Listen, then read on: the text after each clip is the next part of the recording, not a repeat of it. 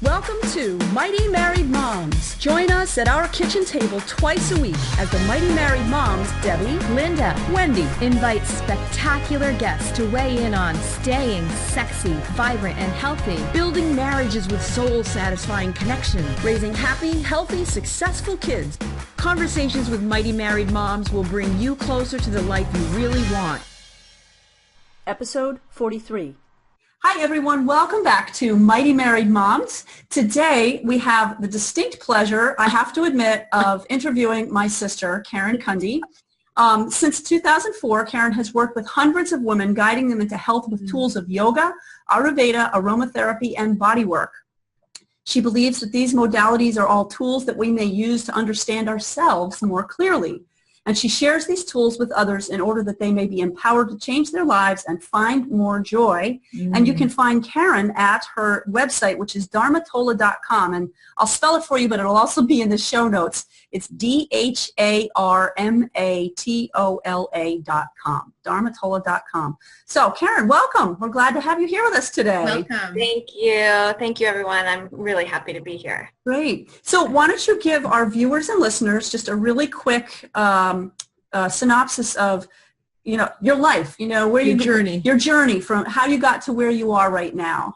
Oh, goodness. Okay, quick. Start with the Twinkies. Start with the Twinkies back when you were 8. Go ahead. Well, I was in more of a traditional role for a long time. I worked as a paralegal for years, both in law offices and also for a General Electric company. So was in the corporate world. And I moved, I got divorced. And so then I moved to the West Coast and went to massage therapy school. And when everyone said, "Why are you doing that?" I said, "Because I can." And it's a good time to do it. This is the time to do it. So I went to massage therapy school, and that really started me moving into a different direction in life. And I became a massage therapist, and I did go, I moved around a lot out on the West Coast, and I did end up going back into the corporate world for a while, but I really was pulled into working in more that alternative area. And it started by just my trying to find my own sense of healing. I was a runner and had hurt my hip. And actually, I hurt my hip falling off of a horse. But I started yoga because I heard that it would help my body. And was surprised, like many people who start yoga for physical reasons, about all the other benefits that came to me emotionally and spiritually because of the practice of yoga. And that led me to I did a number of teacher trainings, but I did a teacher training in the Shivananda ashram in Grass Valley, where you go and you live a yogic lifestyle. So you're chanting and meditating and doing yoga like 7 hours a day or something like that. Yeah, it's a lot. And you eat clean food, and you do karma yoga, which means it's selfless service. And so they give you a job to do. For some reason, every time I go, they put me in the kitchen. I don't know why. If you ask to do something, you say, "Oh, I'm really good at gardening," they'll put you cleaning toilets. Because it's, you're not supposed to feed your ego. It's a really amazing experience. But while I was there, I had some physical things that came up for me, and went to an Ayurvedic practitioner who was on the premises, and it changed my life. And so I became so empowered to learn how to heal myself. And it was mostly my digestion, my sleep, and my peace of mind, really, through the practice of Ayurveda, that I said, that's it, I have to learn how to do this and then offer it to other people. And the biggest piece of it is I started pooing every day. That was honestly. Yay, Carin! So, it's very important, and that's not something we concentrate on, but in Ayurveda, it is something we concentrate on. Can you spell Ayurveda for those that are listening? Yes, it's Ayurveda, and it's pronounced Ayurveda, like your eye. Okay. Ayurveda, okay. And what do you, for the viewers and listeners who don't know what that is, can you give a little sort of brief overview, because it's sort of brief. There's a lot to it.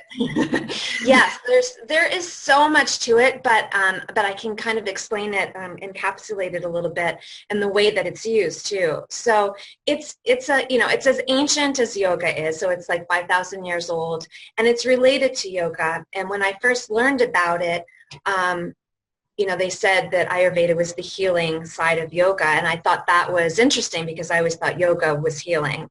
But yoga is the tool that Ayurveda uses in order to heal the body and the mind too. But Ayurveda literally translates as the knowledge of life or the science of life.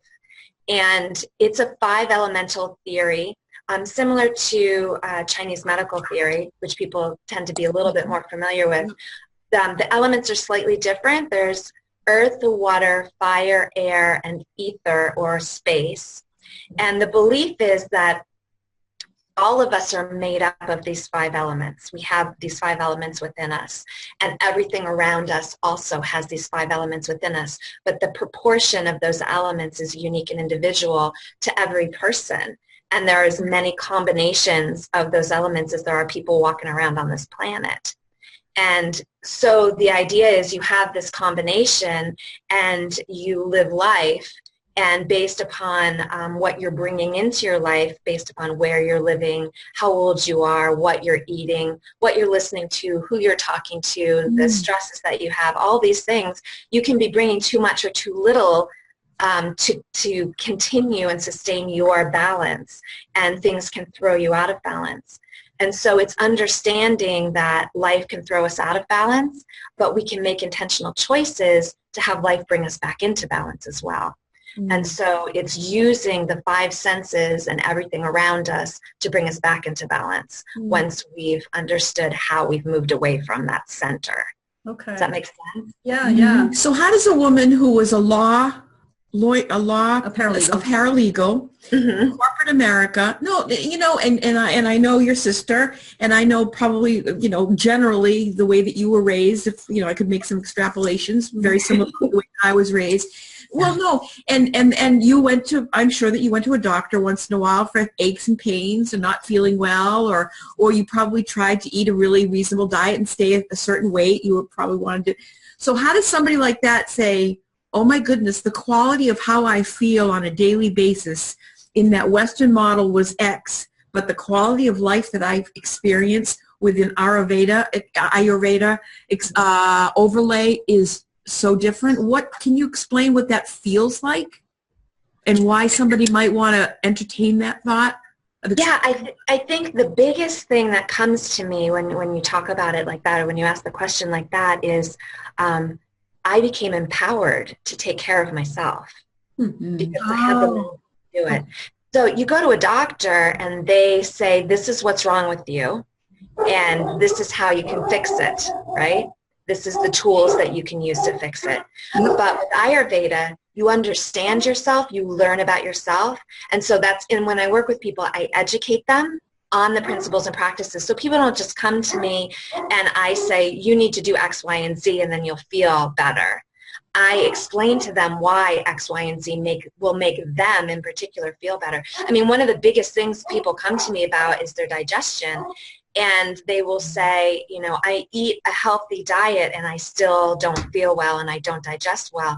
And what I always say is, you can eat a very healthy diet. It still may not be the right diet for you. And understanding what is it that you personally need. So some people do better with raw food. Some people do better with cooked food.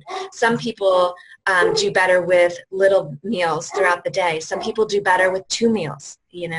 It's really understanding how your body functions and what is necessary for you, and also understanding that will change. So it's not like you come up with this prescription that's going to work for you for the rest of your life, because that's not so. You come up with an understanding of how to adjust to what's going on so that you can, in any moment, balance yourself. You know, and it's like the tides of an ocean. It comes and it goes, and it comes and it goes. And we want to, the way that I explain it is when you start to move out of balance, it's like an ocean tide that rises. So an ocean tide rises and you start to get out of balance, and you do some things to bring it back into balance, and then it subsides and you're comfortable again. And if you are experiencing that rising tide and the tide doesn't subside, then you have a natural disaster, right? With oceans, we have flooding, we have tsunamis, we have things like that. Oh, yes.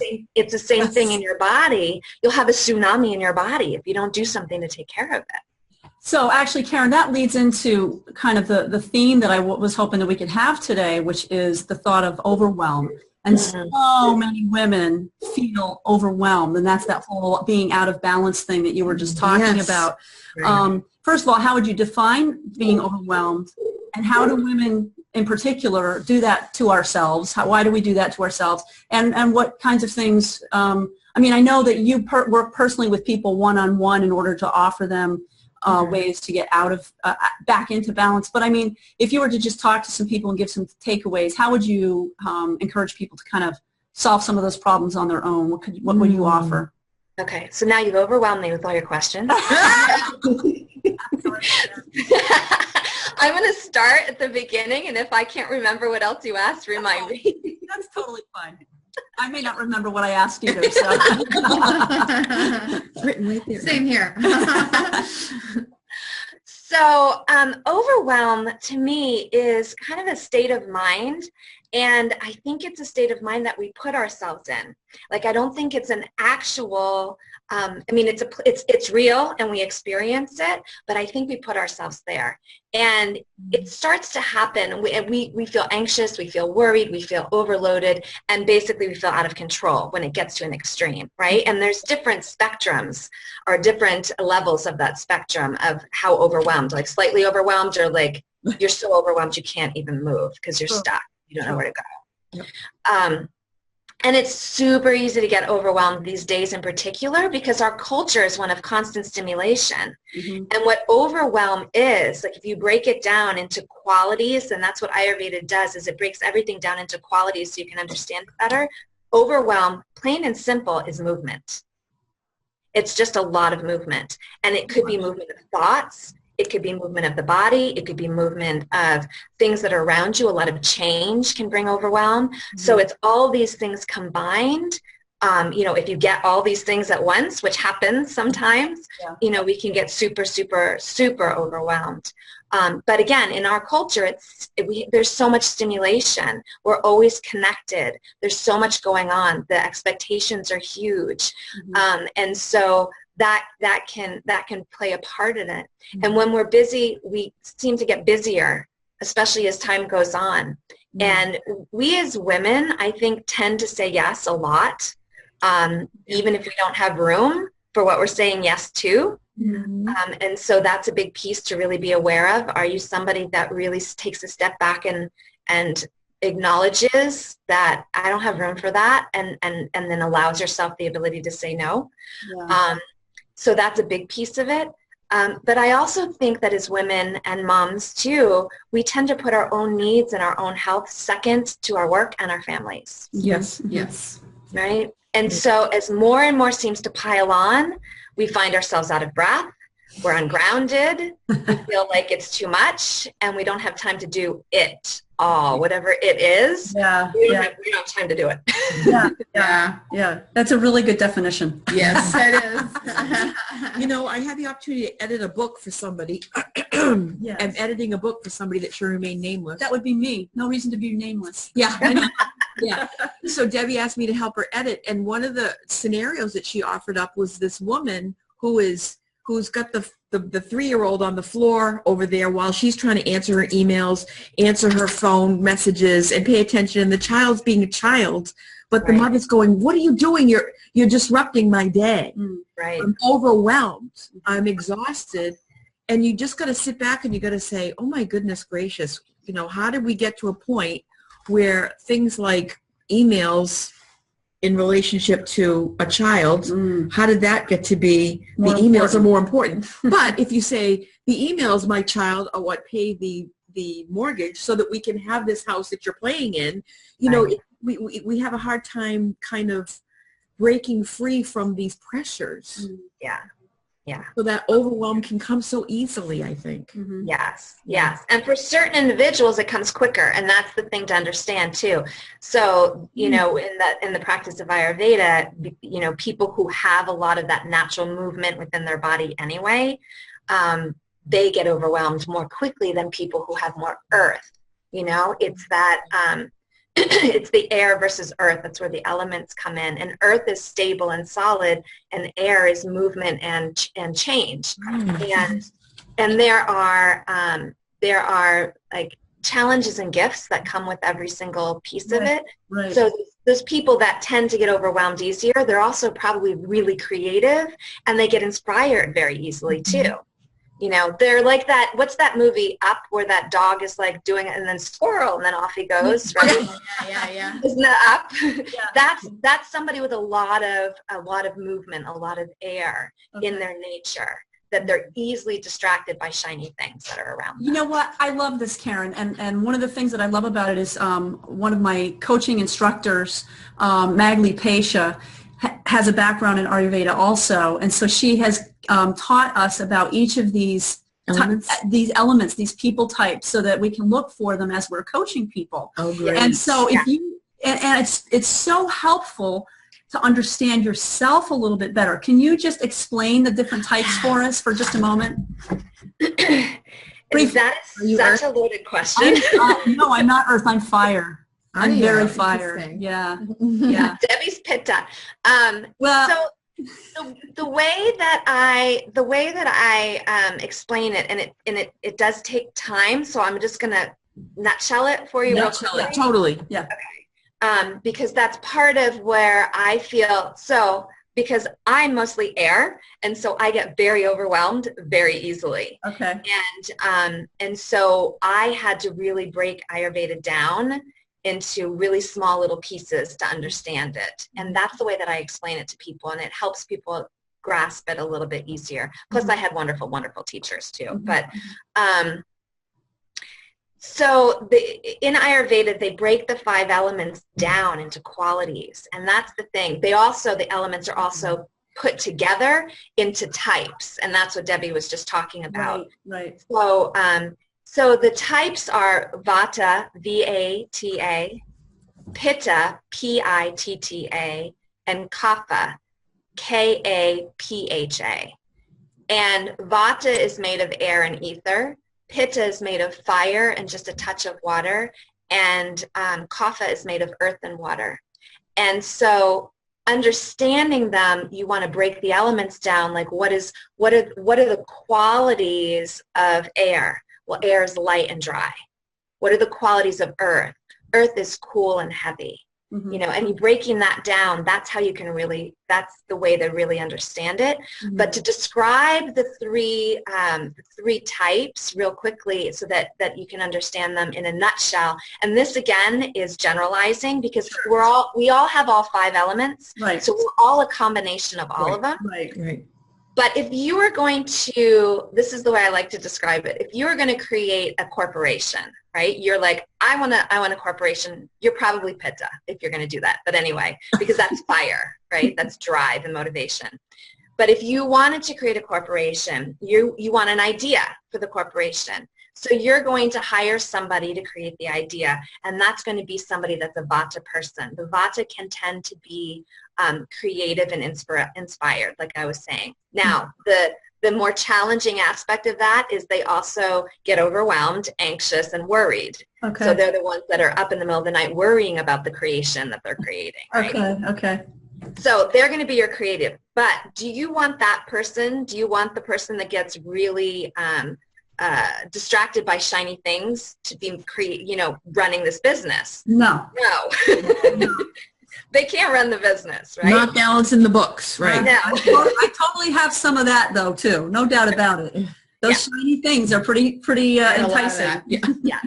We all have all of them. We all have all of them. There's something that's predominant for us, right? And so you'll hear yourself probably in here. So you've got the creative, inspired person that's going to come up with the idea, right? And they're brilliant in that way.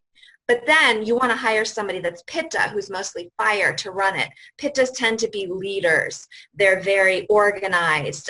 They see things linearly in steps, and they know how, we want to go from A to B to C to D, and they know how to guide people into doing those things. They tend, now that's their gift. Their challenge is they can tend to be a little bossy. They can tend to get frustrated easily or annoyed if other people aren't getting what it is that they're explaining. So that can be the challenge with them. But they're natural leaders, and they can follow structure pretty well. In fact, sometimes they're really structured. Okay.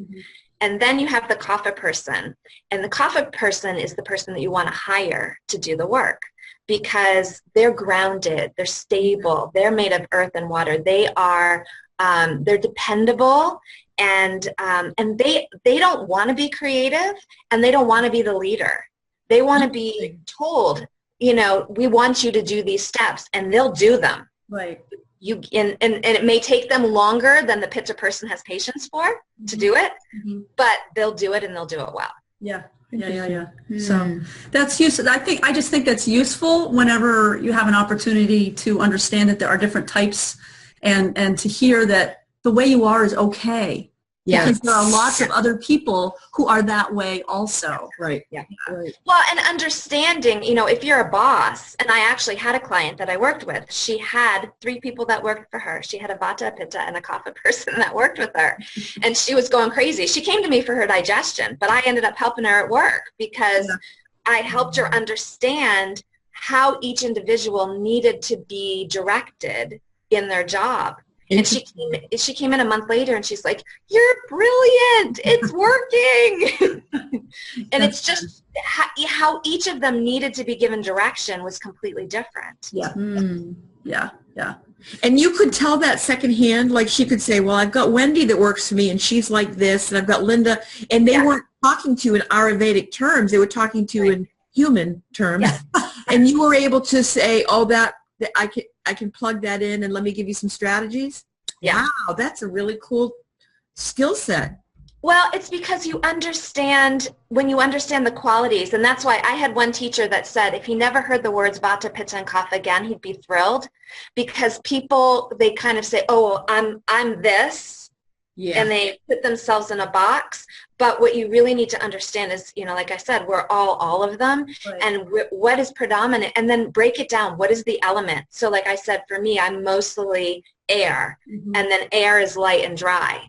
And so, everything about me is lighter and drier, and is a lot of movement, and that's why I tend to go overwhelmed and out of balance that direction mostly. And so now I need to understand, what do I need to do in order to balance that? And what do I need to bring in order to balance that? So when she started describing these people that worked with her, I knew exactly, what, by her description, what their qualities were, and then how to balance that. Wow. So if somebody is feeling a little overwhelmed, just because I'm trying to wrap up here a little bit, what kinds of things could you suggest for, we know that it affects your body. We know that it affects your emotions and your relationships. We could go into details on that, but we don't have time.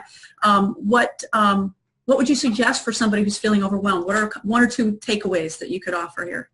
Okay, so, I'll give you a really brief, so I wanted to philosophically how you'd look at it, and then practically. Do I have time to do that real quick? Yeah. Okay. Yeah. So, philosophically, you need to understand who you are, like your true nature, and what is that perfect blend of elements within you. And you don't even have to look at it that way, but just understanding yourself in terms of what is it that is your natural way of being, right?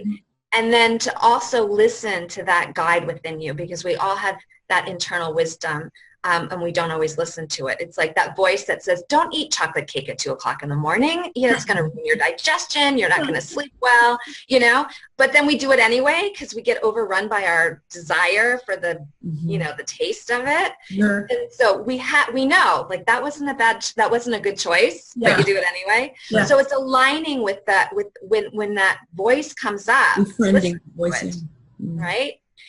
And then feeling empowered by those two things, by understanding what you need and then listening more closely when these things come up, you feel empowered right there. You're already starting to combat overwhelm because you're taking control of the situation. And overwhelm is really a feeling of lack of control. Right.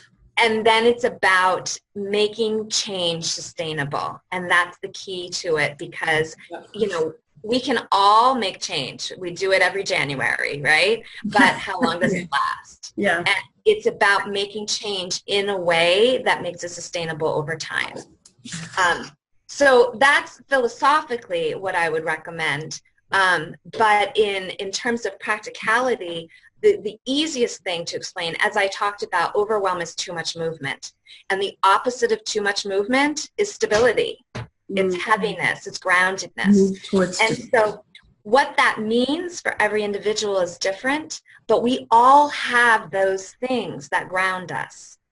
It could be gardening, it could be cooking, it could be drawing, it could be writing, it could be tea with a friend. For me, it's my horses. I stand in the pasture, I don't even have to touch them, and I'm already grounded. I'm breathing deeper, you know?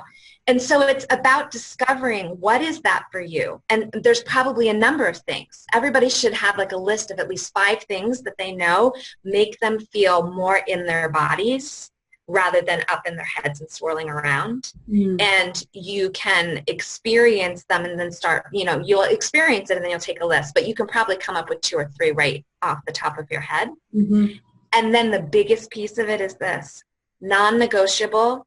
Do one of these things every day. And even if it's 5 minutes, you know, and sometimes that's all I've got. I've got 5 minutes. I run over to the ranch where my horses are. I stand in their paddock. I throw a couple scoopfuls of poo into the manure pile, and all of a sudden I feel better. And then I'm, you know, off I go again. You know, the days I can spend 3 hours, I spend 3 hours. But you know, it's non-negotiable to find something. And every day, make it a priority. You know, you hear that whole thing like, oh, I don't have time to meditate, right? That's what people say all the time. Right. You don't have time not to meditate. Exactly. You don't have time not to bring stability into your life, especially if you're feeling out of control. Right. Yeah. You have to. We interviewed another holistic practitioner a few weeks ago by the name of Brian Johnson. Does that name ring a bell with you? It doesn't. One of the things he said was that I've thought about so often make time for wellness now, because if you don't, you'll make time for sickness later. Pay for wellness now, or you'll pay for sickness later. And the amount to paying for wellness is this big, and the amount for paying for sickness is this big. So you're going to spend money. Spend a little now. Spend money and time. Do it now. Later. So it's a progressive thing too. So if you're whacked out, crazy, overwhelmed, you might have to do like a 2.5 hour body treatment to get you back in your body, right? But then if you continue every day to do something that keeps you in your body, then you don't have to do that 2.5 hour treatment, you know, or you know, you just do something little. But it's non-negotiable, like I said, you know, especially as women, that's the first thing we do is throw out what's important to us. I was just going to say that, we make ourselves low priority when it really should be like on the airplane. Give yourself the air mask first before you give it to somebody else, because you can't affect and positively affect your world if you're not taking care of yourself. No, you can't. You can't be present for your family, for your kids, for your work, and then when all that starts to suffer, then you get even more overwhelmed, right? Right, totally. Right. It's like a bad cycle. So ground, people, ground. Right. You know, when you were saying, you know, you need to find those things that ground you, the thing that came right into my mind, and I was just talking about it with a friend, I no longer live right by the ocean. I might be in Massachusetts, but I don't live it's not accessible to me on a daily basis.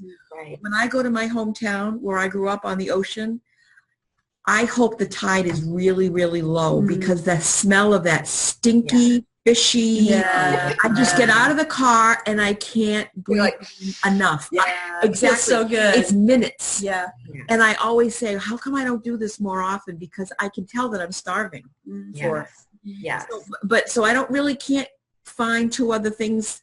When you said to find 2 or 3 and do one a day, I'm going to have to really think hard about something that is as life-giving to me as breathing in stinky seaweed air from Fairhaven, Massachusetts. Well, and it doesn't even, I mean, that could be, like for me, I go to the ocean once a year, and I live about 4 hours from it, but I go once a year for at least 3 days, and that, it does the same thing for me, and it lasts for a while.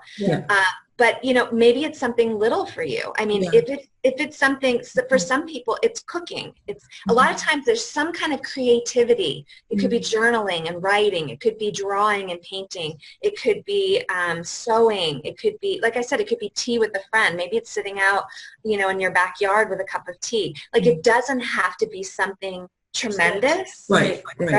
It can just be something little, and it doesn't have to give you quite the same thing that smelling the ocean does, because that brings back memory and everything else, and that's part of the grounding. Yeah, that's probably true too. I hadn't thought of it that way. But if it's, you know, like I said, if it's just something little that can give you a piece of it, you know. That's great. Yeah. Good. Oh dear. Carin, I can't believe we have to stop. I know. Well, we can turn it off and keep going. This has been really great, and I think I know that our audience is going to get a lot from this, and thank you so much.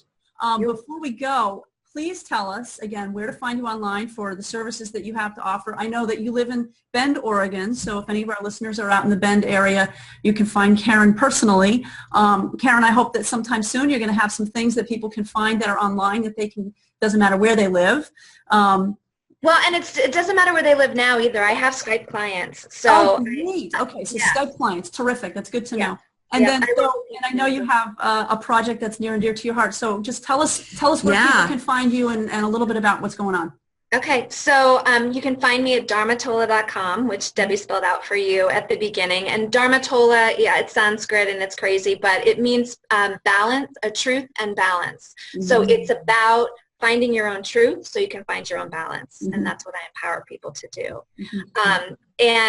So you can find me there, and I do work with people Skype. You can't get the body work, but I can recommend people to you for the body work. And then my project near and dear to my heart, as I mentioned, is horses. And I am a co-founder of an equine rescue, and we rescue slaughter-bound horses. Oh, my gosh. Go ahead. Tell us quickly about that. People need to hear. So what people don't realize is that in the United States, over 100,000 horses and young, healthy horses every year are shipped to either Mexico or Canada, and they are slaughtered for human consumption. And people always say, no, people don't eat horse, and they do. They in Mexico, Canada, and in Europe. It's a delicacy, unfortunately. And there are a lot of reasons. I mean, obviously for me, it's the, I know Wendy looks shocked. I know. I am. I know. For me, it's, you know, obviously these animals are majestic creatures that don't deserve this fate, because it's not I won't go into the detail. You can Google and get as much information as you want, but it's not a nice process at all. But it's also not good for humans, because these animals have been injected with things and used with things. One of the where these horses come from is a lot of different. So it's the overbreeding, and it's having too many horses and having them not have needs, and so it's very important. So we rescue these horses. We take only slaughter-bound horses, and we go to feedlots and we buy them and we rehabilitate them. We train them, figure out what is their issue that's keeping them from being a good citizen. And then we rehome them into forever homes. And I have 3 of my own because, you know, 3 horses, you know, and the whole project started with this one horse that I rescued. His name is Lancelot, and he is a goofball, but he was almost dead when we got him out of the feedlot, and we rehabilitated him, and it started this quest. My friend Cindy and I and another friend, Wendy, joined us, but we started this this rescue we were going to do one horse at a time. And I think the last time we went to the feedlot, we took 6. So. These little baby stallions. Oh, yeah. Tell people about them. We rescued 3 little baby stallions off of one of the reservations, the Indian reservations nearby. The parents were shipped to slaughter, and they were going to dispose of the babies. And so we went in and took 3 of them. And I do have to give a shout out to Cindy Lee from Wags and Menace Make a Difference Foundation. She gave us the money to go and get these babies and to pay for all their medical care. And she's actually adopted them. And but is going to keep them on our rescue for the rest of their lives, and she's going to pay for them. Wow! And so we are going to. They're wild, these little boogers. They're so much fun though, and we are going to train them, raise them, train them, and then use them as ambassadors to tell people what's going on. Wow! Is there a website for that? So can people see? Do you have any videos of these animals? Oh yeah! Oh yeah! Really? Oh, all right. Oh yeah, there's videos and pictures and all kinds of things. What's the website? So it's called 3 with the number 3 Sisters Equine Rescue. It's named after the 3 Sisters mountain range that surrounds us, which is Faith, Hope, and Charity. And so we're on Facebook for 3 Sisters, and then we do have a WordPress site, but because we're a poor rescue, we don't have a paid WordPress site. So it's whatever it is. It's like WordPress.3sisters. Yeah. Sisters Animal Rescue, or Equine Rescue at WordPress.com. I think is what. Yeah. Okay. But you can find us on Facebook. Please do. Wow. Right now, we're playing a Name the Stallion game. We had a stallion that was going to. It's an older stallion. He was going to be. He showed up at somebody's house. They couldn't rehome him because he's wild, and so we went and took him. And he's at one of our satellite trainers, who's an older gentleman who's really fantastic with bringing horses along that haven't been touched. And so he's down there, and he is gorgeous, and we're trying to name him. So it's a game where you pay $5 and you try to get your name to run. It's just really fun. So I'll have to look at that. Yeah, very fun. Yeah. So, and I just want our viewers and listeners to know that we do have a tab on our website, mightymarriedmoms.com, and that tab is called We Support. And you can find a link to 3 Sisters Equine Rescue and 1 or 2 other organizations on that tab. So we encourage you to check that out and donate where you can. Yeah, because we need to feed those tiny little stallions. Yes, yeah. And we got to turn them into geldings too. We're gelding them in 2 weeks. So. They'll be happy about that, right? Oh, sure. No. Right. They'll get over it, though. I'll throw them out of balance. Yes, it That's will. a lot of earth on their air or whatever. That's right. Yeah. That's right. Well, Carin, this has been such a pleasure. Thank you so much for sharing so so much. much. Thanks, you guys. Thanks for having me. It was my pleasure. Yeah, We'll be in touch soon again. Thank you so much. And Yeah. everybody listening, please go to mightymarriedmoms.com, and we invite you please to subscribe on iTunes and share the love. Tell everybody how great the show is and what it's doing for you. And we would love to have a rating and a review. That would help also. Yes. So Thanks, everybody. thank you. And from another yogi, namaste. Namaste. It was beautiful. Yeah. Thank you. Thank you for joining us for this episode of Mighty Married Moms. Tune in twice a week on Mondays and Thursdays to meet fascinating and inspiring guests who will help you create the life you've always wanted. You can find these episodes and special gifts just for you at mightymarriedmoms.com, as well as a link to our Facebook community, where we continue the conversation around the kitchen table. Please also help share the love by leaving a review on iTunes. We'll see you next time.